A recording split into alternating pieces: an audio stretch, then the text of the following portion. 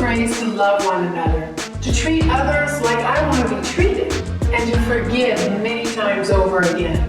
There was no competition, only collaboration. Though I was supportive and loving, I was attracting people who were takers and didn't have my best interest at heart. After having my ideas stolen by friends, having a lot of takers in my life, being used and deceived, and having a couple stalkers, I decided to seek counsel in mental health professionals to see what I might be doing to encourage this misbehavior. Though well-meaning, these mental health professionals never informed me about conscience-less individuals. They never told me about people camouflaged among us who cannot feel love, who cannot feel guilt, who cannot feel remorse, and who prey on people like me who do feel these emotions.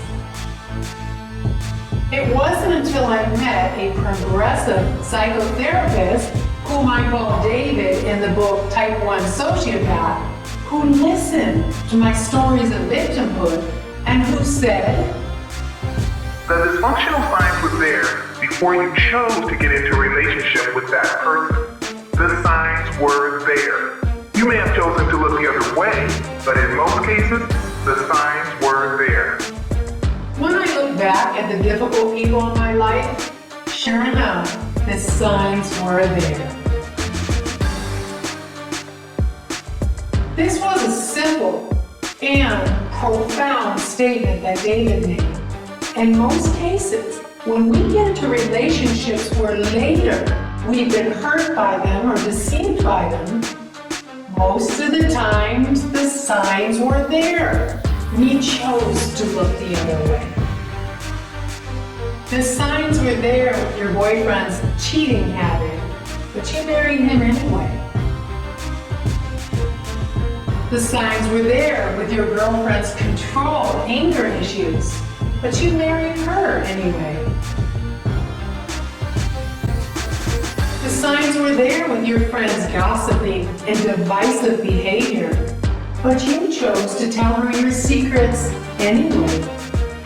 I discovered that these signs with the difficult people in my life were classic traits of conscience-less people.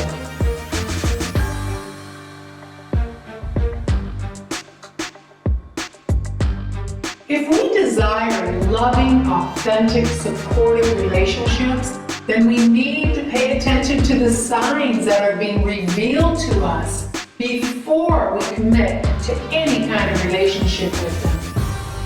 We need to see it for how it is, not for how we want it to be.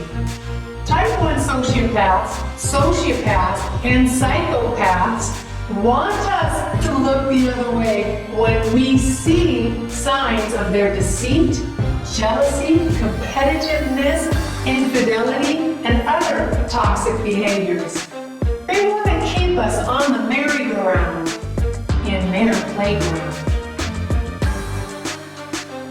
Don't look away.